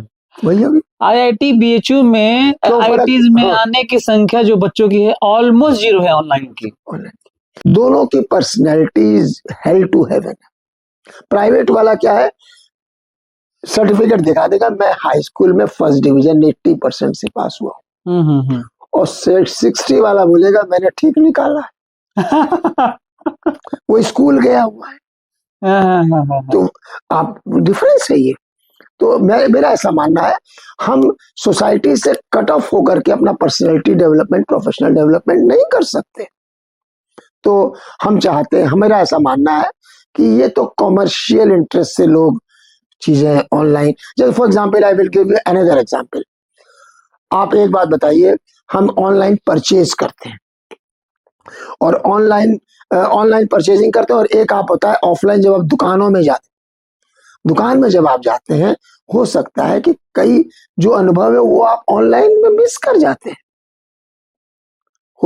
कई चीजें हैं, कोई यंग गया, हो सकता है उसको कल की अपनी कोई फ्यूचर गर्लफ्रेंड मिल गई उसी मार्केटिंग में, सर ये देखिए ये जैकेट आप पर जचेगा। गेटिंग माय पॉइंट और नॉट? तो ये चीजें होती हैं। तो ऑनलाइन आप खाना मंगा लेते हैं, एक आप रेस्टोरेंट में जाते हैं, दोनों में फर्क होता है। तो हम खास खैर कमर्शियल बातें हैं ये, इसलिए सर ऑनलाइन में डिस्प्ले पता नहीं कैसे किस एंगल से फोटो लिया गया ना। कई बार ये भी होता है ना कि आपका लिंक टूट गया, उतनी देर के लिए आप आउट ऑफ टच हो गए। हाँ वही फिर वो आता है। तो कॉमर्स, अगर मेरा बिजनेस है तो मैं ऑनलाइन प्रिफर करूंगा, लेकिन अगर मुझे खुद पढ़ना है तो मैं कहूंगा नहीं, मैं तो क्लासरूम में जाऊंगा। क्योंकि क्लासरूम के बाद जब आप क्लास के बाहर आते हैं, मिस्टर एक्स बहुत अच्छा, अरे भाई तुमको ये चीज समझ आई, हाँ यार इसमें यही तो करना, ओ अच्छा, अरे मैं मिस कर गया। इस तरह की बातें लोग करते हैं, ये बहुत प्रभावी बड़ा होता है। प्रभावी। टीचर से पूछा, फिर बाद में आपने देखा नहीं टीचर सब कुछ नहीं जानते, जो पढ़ के आते हैं वही जानते हैं। हाँ, क्योंकि मैं आपसे एक चीज शेयर करना चाहता हूँ, अभी जिसको एल्यूमिनस अवार्ड हमारे यहाँ से इस बार का मिला हुआ है, देवव्रत गोस्वामी, वो हमारा क्लासमेट था। अच्छा। क्लासमेट था और वो क्लास में नोट्स बहुत ही कम लेता था और उसकी पढ़ने की स्टाइल ऐसी थी। मैं क्लास में, हमको अभी अच्छी तरह याद है G7 में किस सीट पर बैठता था। हाँ जी। हम लोग उसको देखते थे और वो कुछ बेसिक बात आए तो वो नोट करे, बोर्ड में ऐसे फॉलो करे, this that is wrong, that is wrong sir, that, वो आगे बोलता रहता था। और आज he is a very good successful entrepreneur in USA. तो क्लासरूम से ही संभव है। And at the same time he was not topper, he was the third position. तो भी देखिए कितना उसकी जो तालीम रही, जो अंडरस्टैंडिंग रही और जिस तरह से एक्सेल किया, ये क्लासरूम का रिजल्ट हो सकता है, ऑनलाइन का नहीं, ऑनलाइन का कभी नहीं हो सकता। हाँ, कोचिंग में, खास तौर से कोचिंग में, मैं आपको देख के नहीं बोलना चाहता हूँ, कोचिंग जैसी जगह पर जहाँ बच्चा जा रहा है वहां पर तो ऑनलाइन ही प्रिफर किया, सॉरी ऑनलाइन बिल्कुल नहीं, ऑफलाइन ही प्रिफर किया था, क्योंकि तरह तरह के उसके फ्रेंड्स बनने का स्कोप बना हुआ है। सही बात है। वो हर से अपनी, किसी की फिजिक्स अच्छी है, किसी की केमिस्ट्री अच्छी है, किसी की मैथ अच्छी है, राइट, किसी की कुछ भी अच्छी नहीं है, किसी की सब अच्छी है। सही बात है। एक लड़की जो वहां जाएगी ऑनलाइन ऑफलाइन वाले में, हाँ, उसको लड़कों के बीच से पढ़ना, उसको लड़कों के प्रति रेस्पेक्ट डेवलप होगी धीरे धीरे। सही बात कि लड़के खाली, अदरवाइज जो सोचते हैं लड़के बड़े बदमाश होते हैं, ऑनलाइन में मैं बच के पढ़ रही हूँ, क्या पढ़ रही हूँ राम जाने। वहां क्या है, आपको हेल्प करता है, अरे तू ये क्यों नहीं कर रही, ऐसा किया करना, ये कर तू, अच्छा ये, this is how, this is the real way of education and objective of the education. Mutual एक दूसरे के नोट शेयर करना, उसने ये किया, तू अच्छा ये इस किताब को फॉलो कर रही है, अच्छा ये भी है। इसका मतलब सर आप लग रहा है हमें लग रहा है कि आप ये कहना चाह रहे हैं कि जैसे हमारी जिंदगी में बहुत सारे डायमेंशंस होते हैं, हाँ। बहुत सारे आयाम और पहलू होते हैं। हम खाते भी हैं, सोते भी हैं, नहाते भी हैं, खेलते कूदते हैं, लोगों से मिलते हैं, रिश्ते निभाते हैं, सब काम करते हैं। वैसे ही स्टडी का भी फील्ड है, उसमें बहुत सारी चीजें हैं जो एक साथ ग्रोन अप होती है ना, मतलब आप सीखते हैं और वो एक ही साथ हो ही सकती हैं। ऑनलाइन में एक पहलू है बस, जिससे आप आगे बढ़ ही नहीं सकते शायद, ये सही बात है ना? बिल्कुल ठीक है ब्रिजेश जी, मैंने आपको पढ़ाया इसलिए मैं एक क्वेश्चन, प्रॉक्सी का आनंद ऑनलाइन में आएगा? प्रॉक्सी का लोग जो आनंद लेते थे, मास बंक भी करते थे, ऑनलाइन में आएगा? मास बंक में टीचर का नाराज होना आएगा? टीचर का किसी सवाल का जवाब ना दे पाना, भूल जाना, आपको आएगा? वो मुश्किल है। कहने का मतलब वो एक एनवायरनमेंट देता है, आपको रिलैक्सेशन भी देता है। और यहाँ तो कंटिन्यूअस 1 घंटे तक आप ऑनलाइन लिंक रहे, आपने हमेशा उसी पर, स्क्रीन पर आपका फोकस है, ये भी, this is also harmful. Right. So I never recommend this. अगला सर मेरा क्वेश्चन है कि इस समय एक तरह से कहते हैं डिसेंट्रलाइजेशन ऑफ पावर या एनीथिंग, एजुकेशन है, सारी चीजों को कहा जाता है, ये स्ट्रेंथन करती है किसी कंट्री को। देखा गया था कि पूरा फ्लो एक पूरा सेंट्रलाइज हो गया था। कोटा कभी पावर सिटी के नाम से जाना था, अब कोचिंग सिटी कोटा नाम से जाने लगा था। अब वो टाइम आ गया है सुसाइड और इस सब केस के बाद कि जितनी भी नेशनल इंस्टीट्यूट है कोचिंग को, वो सारे शिफ्ट होकर बनारस में आ रहे हैं। तो आप क्या बताते हैं कि कोचिंग का ब्रांड नेम से किसी का उद्धार होगा, किसी इंडिविजुअल स्टूडेंट का क्या देख के एडमिशन लेना चाहिए, चाहे वो मेरी कोचिंग L1 हो, चाहे किसी भी इंस्टीट्यूट में?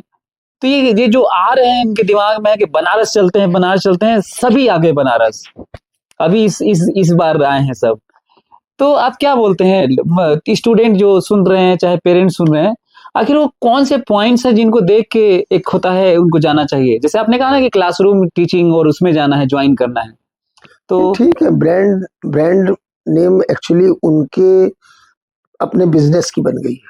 हाँ, उनके बिजनेस की बन गई है और उसको वो कैश करते हैं। राइट अलग अलग जगहों पर, ताकि उनका बिजनेस और एक्सपेंड हो। लोगों को वहाँ सुसाइड की वजह से कई लोग जो बच्चों को नहीं भेज पाते हैं वो अब बनारस भेजेंगे, राइट राइट इस तरह की बात होती है। हम्म तो इसको देखते हुए अब ये देखा गया है कि अगर मेरे समझ से कि अ, कौन सा कोचिंग है वो ज्यादा मैटर नहीं करता, बल्कि हमारा अपना हम कहाँ कंफर्ट फील करते हैं, राइट राइट हमको कहाँ लगता है कि हम टीचर से प्रश्न भी कर सकते हैं।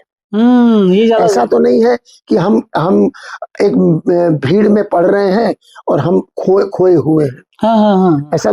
और हम वो टीचर हमारे लिए आफ्टर द क्लास अवेलेबल है कि नहीं, इन चीजों को ज्यादा देखना होगा, सही बात बजाय इसके कि आपने किसी एक में भी ले ली ये आपने एडमिशन और आप उसमें भीड़ में खो गए।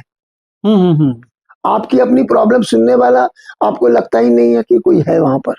तो इससे अच्छा होगा आप एक ऐसे संस्थान में जाइए जिसमें कि लोग आपको आइडेंटिफाई कर सके, टीचर धीरे धीरे आपको समझे कि नहीं, इस बच्चे को अगर थोड़ी मदद की जाए तो इससे भी कुछ निकल सकता है। राइट राइट आपको, और जिसमें आपको लगे कि फला टीचर इस कोचिंग में है, ये बड़ा अच्छा पढ़ाते हैं, हमको फलाना दोस्त ने पिछले साल जो आया था उसने बताया, तो हमारे समझ से बेटर। आपने सर जो मैं अक्सर बोलता हूँ आपने और अच्छे से इसको क्लैरिफाई कर दिया। मैं ऐसे ही बोलता हूँ खासकर अपने लिए कि मैं ऐसे थोड़ा इगोइस्ट साउंड करता हूँ, लेकिन मैं बोलता हूँ कि मैं एक ऐसा डायरेक्टर हूँ जहाँ पे हर स्टूडेंट को एक्सेस है कि वो आए, पूछ ले, डिस्कस करे। तो आपने वही बात और थोड़ा ब्रॉडर सेंस में कह दिया। टीचर की एक्सेसिबिलिटी बहुत जरूरी होती है कि वो आपकी सब चीजें सुने, कोई पर्सनल प्रॉब्लम है वो भी सुने। सर आपने एथिकल और एथिक्स और मोरल वैल्यूज को लेकर जो आपने किताबें लिखी हैं, 3 आप एक खुद लेखक हैं, बहुत शानदार लेखक हैं। मैंने किताबें आपकी सारी पढ़ी हैं और मैं तो कहूँगा कि सभी को पढ़ना चाहिए। मैंने कई कहानियाँ सर की, सब रियली में सच पे आधारित कहानियाँ हैं, तो मैं पढ़ के बहुत इमोशनल हो गया, रोया भी था मैं 1-2 कहानियों में। सर मैं आपसे ये जानना चाह रहा हूँ कि आईआईटी की प्रिपरेशन और नीट की प्रिपरेशन वाला जो एक बड़ा हाइप क्रिएट किया गया है, बच्चे तैयारी करते हैं बहुत प्रेशर में रह के, उनके लिए नैतिकता कितना जरूरी है, एथिक्स मोरल वैल्यूज को बनाए रखना और साथ में जीना और प्रिपरेशन करना कितना जरूरी है? देखिए, पहली बात तो मैं कहूँगा कि ये कई चीजों से गवर्न होती है। हाँ जी। आपकी अपब्रिंगिंग कैसे एटमॉस्फेयर में हुई है, आपने कैसा पेरेंटिंग आपकी है, कैसी है, कैसे स्कूल में आप गए, वहाँ पर आपके कैसे फ्रेंड्स थे, कई चीज़ों को मिला जुला करके ये आती है। लेकिन टोटलिटी में हम कहेंगे कि मॉरल वैल्यूज अपनी जगह पर एक स्थान रखती है पर्सनैलिटी में, और आप उससे ज़्यादा जाने जाते हैं। लोग आपको ट्रस्ट तभी करते हैं जब आप में कुछ एसेंस देखते हैं कि नहीं, ब्रिजेश सर को ये बात कह दी गई है, ब्रिजेश सर को मालूम है। अगर ऐसा होता है तो आपको खुद ही फील होता है कि यस, इसकी वैल्यू इस तरीके से आती है। तो हमारे कहने का मतलब हर किसी को हम जहां तक हो सके अपनी लाइफ में मॉरल वैल्यूज को फॉलो करना चाहिए। मॉरल वैल्यूज आपको चीप होने से बचाएगी सोसाइटी में। Right right right. वरना आप पढ़े लिखे भी हो गए, सब कुछ हो गए, लेकिन आप में पता चलता है इसमें कोई मॉरल वैल्यू है ही नहीं। Right right right. तो टोटलिटी में आपको इसका हो सकता है कि आपको थोड़ा फाइनेंशियल लूजर कहीं पर लगे, कुछ है, लेकिन अगर आपकी मॉरलिटी है तो कोई बड़े दावे के साथ नहीं साहब तुम जो भी कहो ब्रिजेश सर ऐसे नहीं है, हाँ हाँ हाँ हाँ हाँ, या एके झा ऐसा नहीं करेगा। हाँ हाँ हाँ। आखिर आपने कहा ना कि एके झा मना कर देंगे तो नहीं होगा, क्योंकि दूसरे कलीग्स जानते थे कि जो शॉर्टकट लगाएगा उसमें मीटिंग में उठा तो देगा ही बात। क्योंकि नोट ऑफ डिसेंट देने की का आपका एक व्यक्तित्व होना चाहिए। यसमैन जो है वो आप अगर खास तौर से आजकल मतलब क्या बोले नहीं कि यसमैनशिप बहुत ज्यादा लॉन्ग टर्म पे नहीं करती। सही बात है। चाहे आप किसी जगह स्पीकर को देखे या किसी का भी चेयर पर देखिए, हम अगर जब तक ये नहीं बोलेंगे सर ये चीज तो थोड़ी गलत है, हमारे कहने का तरीका मॉडेस्ट होना चाहिए, डिसिप्लिन्ड होना चाहिए, लेकिन हमारे अंदर नोट ऑफ डिसेंट तो होना ही चाहिए ना। सही बात है, बिल्कुल बिल्कुल सही बात है। अदरवाइज वो आपकी पर्सनैलिटी को किल कर देती है। कई बार तो लोग लास्ट में ऐसा भी कहते हैं, अरे यार उसकी छोड़ो, हम उसको बता देंगे, मना ले। You will take it granted. बिल्कुल सही बोल रहे हैं। यस, एक मीटिंग ऐसे ही करके बोलेगा, छोड़ो उसको, वो किसका उसका करना, मैं साइन करवा दूंगा, तुम रखो इसको। ये चीज होती है। सर एक मेरा क्वेश्चन है, जो इसलिए मॉरल वैल्यू अगर आपकी है तो आपका एक अपना व्यक्तित्व रहेगा, और ले दे के है क्या लाइफ में, व्यक्तित्व ही तो है, और क्या रखा गया है, बोलिए। और हाँ सर, मेरा एक क्वेश्चन है, जो हर बार आप कहते हैं एक क्वेश्चन है, अगला नेक्स्ट है, मेरा एक और क्वेश्चन है। एक और सर थोड़ा लाइटर नोट में, मतलब हाँ। तो एक और मेरा क्वेश्चन है सर कि आईटी में बहुत हाई पैकेज की जॉब लगती है, क्या कारण है कि बाकी इंस्टीट्यूट में ऐसा नहीं होता? आईटी में जैसे अभी आईटी बीएचयू में जहां आपने हमको पढ़ाया, जहां से मैं पढ़ा, इस समय सबकी जॉब लग चुकी है और हाईएस्ट पैकेज गया 1.65 करोड़, जो अभी मैं इनपुट लिया हूँ, मतलब 165 लाख। तो क्या डिस्क्रिमिनेशन नहीं है कि कुछ बच्चों को पढ़ने के बाद जॉब नहीं लग रही है, वो बेचारा सफर कर रहा है कि क्या करें? आईटी में इतने बड़े बड़े पैकेज की जॉब लगती है। ये दो क्वेश्चन है मेरा, क्या ये डिस्क्रिमिनेशन है, और दूसरा ये है कि क्यों लगती है? नहीं देखिए, दोनों बताना है आपको। मैं समझ गया बात। पहली बात तो है आईटी की ब्रांड नेम है। अच्छा, हाँ, ब्रांड की कॉस्ट अपनी एक अलग होती है, कॉस्ट ऑफ द ब्रांड होती है, कपड़ों में भी आती है, सारे में हर चीज में, फूड में भी आती है। हाँ। तो वो पहली बात तो ये है। दूसरी चीज है, कोई जो ऑफर कर रहा है, आज मोस्टली जॉब्स जैसे प्राइवेट होते हैं, राइट, 97% वो जानता है कि मैं इसको एक पैकेज दे रहा हूँ, इसके अगेंस्ट में मुझे भी एक पैकेज मिल रहा है, जिसमें बच्चे में एक इनोवेटिव वो है, और एक जुनून है काम करने का, he has got the proven records, right. तो वो सोचता है ये एक तरीके का हम इसमें इन्वेस्ट कर रहे हैं। Instead of hiring 2-3 persons, I'm investing only in 1 person. Right. और उसको अगर हम इसका 50% भी दे देंगे इसको, तो हमको इससे काफी कुछ निकलने वाला है। And he is not only A bookworm, किताबी कीड़ा नहीं, क्रिएटिव पर्सन, ये क्रिएटिव पर्सन है। इसकी अपनी एक सोच है, एक इंडिविजुअल व्यक्तित्व है। अगर ये हमारी कंपनी को किसी जगह जाके रिप्रेजेंट करेगा तो हमारी कंपनी का नाम ही ऊंचा होगा। तो इन सारी चीज को देख करके भाई फिल्म स्टार्स को आखिर कॉस्ट कैसे लगती है, खिलाड़ियों की कीमत आखिर कैसे लगती है, इसमें कोई लॉजिक कर सकता है कि आप विराट कोहली को इतना क्यों दे रहे हैं? अरे भाई, विराट कोहली है, इसलिए उसने दिया जा रहा है। तो पैकेज तो प्राइवेट कंपनी अपना निगोशिएट करके वो देती है इसको। हाँ, इसमें आप ये कह सकते हैं कि दूसरे जो हमारे सेकंड नंबर के इंस्टीट्यूशंस हैं, वो जब तक फर्स्ट नंबर पर, आईआईटीज में भी, सब आईआईटीज में नहीं मिलता है। हाँ, मैं जानता हूँ, उसमें मिलता है। राइट। तो उनकी ब्रांड वैल्यू है, राइट। और प्रूवन रिकॉर्ड, प्रूवन वैल्यू है, ये चीजें हैं, इसलिए मिलता है। हाँ सर, मेरा एक और क्वेश्चन है। बोलिए। ये है कि आईटी में हम लोग के जो एक्सपीरियंस है एज ए स्टूडेंट्स,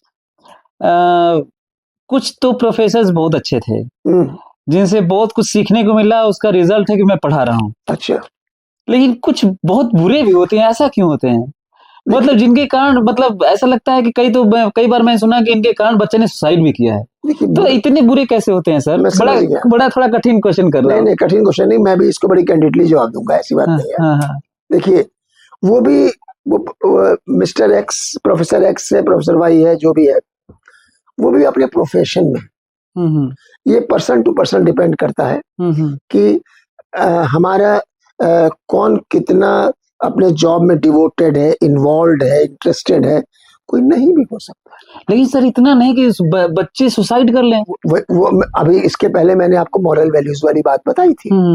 तो हमको ये सोचना होगा कि अगर हम एक टीचर हैं तो हमको इस तरीके का व्यवहार रखना चाहिए बच्चों के साथ, जिससे हमारी एक अपनी, हमारा जो जजमेंट हो, हमारी पढ़ाई से हो, हमारे व्यवहार से हो, ताकि हम एग्जाम्पलरी बने इनके आगे। राइट। तो ये तो इंडिविजुअल्स पर टोटली डिपेंड करता है। कहना नहीं चाहिए हर जगह पर L1 जैसे ही डायरेक्टर हो जाएंगे, हर जगह पर आप ही के कोचिंग में कुछ टीचर आपको लगता होगा कि ये इतने वो नहीं है जितने कि मिस्टर होने चाहिए।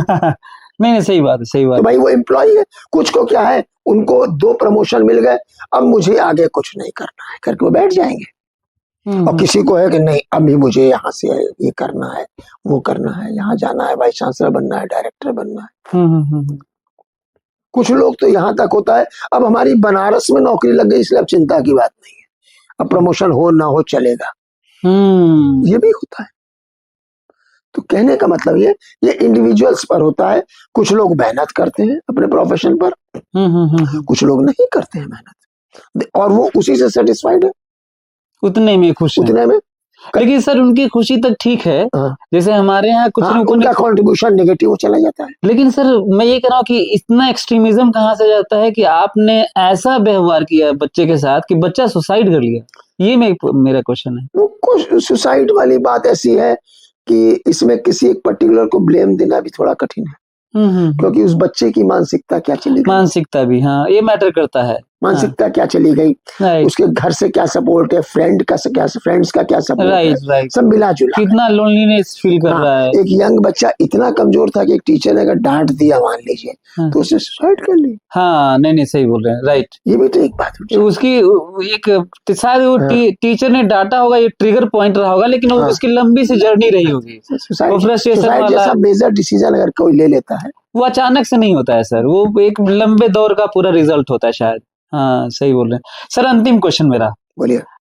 मेरा अंतिम क्वेश्चन है सर कि आईआईटी और नीट की, अभी स्पेसिफिक हो गया हूं मैं, आईआईटी और नीट की प्रिपरेशन करने वाले बच्चों के लिए आप क्या संदेश देना चाहते हैं? अंतिम मेरा प्रश्न है। यस, ये दोनों रियली एक टफ कॉम्पिटिशंस हैं दोनों, और इसमें काफी संख्या में लोग बैठते भी हैं। मेरा ऐसा मानना है कि कोई मिस्टर एक्स मान लीजिए बैठ रहा है उसमें, तो अपने अंदर एक आग लानी पड़ेगी कि मुझे ये करना है। राइट, हाँ। मेरे पिताजी मुझे कह गए हैं, मेरा बड़ा भाई कर गया था इसलिए, पड़ोसी का लड़का कर गया था, ये सारी बातें नहीं। हमारे अंदर हम चाहते हैं कि नहीं, ये हमको बिल्कुल क्लैरिटी के साथ होना चाहिए। क्लैरिटी, राइट, बिल्कुल क्लैरिटी। और क्लैरिटी है तो फिर अब उसका वे क्या है, रास्ता, कि किस कोचिंग में जाएं कि न जाएं, किस उस तरीके की हम अपनी प्रिपरेशन उसको करें, अपने यहाँ पर उस पर हम मेहनत करते रहें। और हमको जो है इसमें एक चीज हमारा ऐसा मानना है कि लोग इतनी संख्या में बैठते हैं, 50 to 60% आप स्टेट वे अलग कर सकते हैं जो कि इसलिए बैठ रहे हैं क्योंकि सब लोग बैठ रहे हैं, हाँ, फैशन के तौर पे। हाँ जी। अब 50% में मान लीजिए बाकी जो 50 बने उसमें 25 to 30% ऐसे होते हैं जो उतने कैलिबर वाले नहीं है कि इतने टफ एग्जाम को निकाल लें। राइट, हाँ। देखा जाए लास्ट के 20% में ही तो कंपटीशन है। सही बात है, हाँ। ये बात मैंने अपने एक रिलेशन थे उसको कही थी। उसने हमसे कहा, मामा जी आपने ये मुझे जब बता दिया तो मुझे ऐसा लगा कि मैं इसको कर लूंगा। मैं पहले सोचता था लाखों बैठते, लेकिन आप लाख पर ध्यान क्यों दे रहे हैं, वो सब भीड़ की दौड़ है। जिस समय ओलंपिक की रेस होती है कितने लोग रहते हैं, हाँ, बहुत सारे, और एक जो फर्स्ट आता है और सेकंड आने में फ्रैक्शंस ऑफ द सेकंड्स का फर्क होता है। फ्रैक्शन ऑफ सेकंड्स मतलब तो आपको उस काबिल बनना है कि फ्रैक्शन ऑफ द सेकंड का फर्क रहे। सर वही हमारा आईआईटी बॉम्बे डिसाइड करेगा और वही हमारा आईआईटी मंडी डिसाइड करेगा। सर मैं वो बता दूं इसी सिलसिले में कि पीटी उषा का ब्रॉन्ज मेडल ओलंपिक में सेकंड के 100वें हिस्से से छूट गया था। इसलिए एक आग होनी चाहिए। हाँ। और जब तक ये आग नहीं है, नीट वगैरह की जो प्रिपरेशन करता है उसको खुद अपने सीने पर हाथ रख के सोचना चाहिए कि मैं चाहता हूं, अगर तुम चाहते हो तो जरूर हो जाएगा, कोई दुनिया की ताकत रोक नहीं सकती। क्या बात, और तुम नहीं चाहते हो तो दुनिया की कोई ताकत तुमसे करवा नहीं सकती। ये मेरा मानना है। क्या बात है, thank you so much sir. आपने एक सेकंड आखिरी में आपके धन्यवाद देने से पहले, इसीलिए कहा गया है जिस चीज को शिद्दत से चाहो तमाम कायनात उसे मिलाने की साजिश कर। क्या बात है सर। रामायण में भी ये बात कही गई है, जय के जय पर सत्य स्नेहु सो तही मिले ही न कछु संदेहु। जिसको जिससे सत्य स्नेह है वो उसे मिलेगा, उसमें कोई संदेह नहीं है। राइट। आपकी विल पावर अच्छी होनी चाहिए, बस बाकी आपको बाकी it is audience question sir. Audience question है। ऑडियंस क्वेश्चन है। हाँ, बोलिए। मेरा मानना है कि बहुत सारा मेहनत कर लिया, सब कुछ कर लिया और somehow he could not crack the IITG और हाँ। NEET, तो क्या हताश हुआ जाए? No. डिसअपॉइंट इसके बारे में अगर नहीं कर पाते हैं, लाख ईमानदारी से कोशिश हाँ, किया, हाँ। हो सकता है कि एजुकेशनल बैकग्राउंड उनकी वैसी ना हो कि जैसे आज क्या हो रहा है, डीपीएस से और बड़े बड़े स्कूलों से लड़के निकल रहे हैं, तो कुछ बैकग्राउंड तो स्कूल्स क्रिएट कर देता, बना देता बेस एटलीस्ट। लेकिन मान लीजिए कि गांव से एक लड़का जो टैलेंटेड भी है अपने गांव क्षेत्र के लिए, लेकिन वो इस शहर आता है, इस कंपटीशन में अपने आप को कहीं कंपैटिबल नहीं फिट पाता है और वो लास्टली नहीं कर पाता है, तो फिर क्या किया जा सकता है? उसके लिए देखिए, कुछ ऐसी बात है ना कि आपको अपनी स्ट्रेंथ एंड वीकनेसेस को डिफाइन करना है।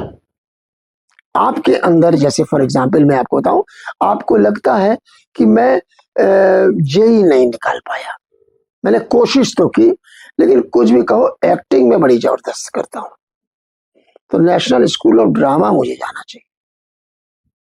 कई लोग आते, हाँ, कई लोग किए भी हैं, बहुत अच्छा किया। कल मैं सुन रहा था, कल रात में एक्चुअली, अब तो ये जो है कहीं बाहर बाहर तो जाएंगे ना, हाँ हाँ हाँ। तो मैं केबीसी में उसमें गुरदास मान भी आया था, वो उससे बोला तुम सिंगर कैसे बन गए?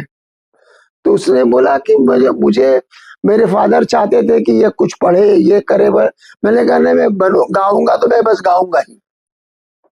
तो उसने जो है गाने का पकड़ लिया, और जिस समय उसने गाने का, आप दूर क्यों जाते हैं, Amitabh Bachchan was doing a job in Calcutta, mechanical engineering या कुछ ऐसी, इन्होंने डिप्लोमा कुछ ऐसा ही कुछ किया हुआ है, and he was in that job. लेकिन भीतर की आग कहीं कह रही थी कि नहीं, हमें तो बॉम्बे आना है। तो ये आपको अपनी क्वालिटी तो कम से कम पहचान सकते हो, हम कुछ तो कर सकते हैं।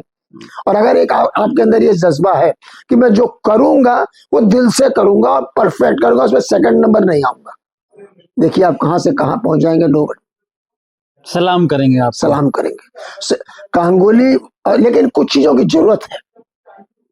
गांगुली वाज नहीं, Kambli was the better player than Sachin, लेकिन सचिन में एक डिसिप्लिन थी भीतर से, तो सक्सेस मिलने के बावजूद भी कामली वो नहीं बन पाया जो सचिन में। सही बात। तो आपके अंदर एक जज्बा अगर है, आप एक मिनट के लिए सोचिए, ये भी नहीं कर सकता जो कुछ भी है, मैं अपने पिताजी के, ठीक है, ठेले वाला ही काम देखता हूँ, फल वाला, तो आपके अंदर एक है कि मेरी दुकान फल की ऐसी होगी कि शहर में दूसरी नहीं होगी। क्या बात। जहां ये अगर ये भी जज्बा नहीं है तो फिर आप कैसे करिएगा? खाली उस समय जज्बा दिखाएगा कि शादी करूंगा तो इसी से करूंगा।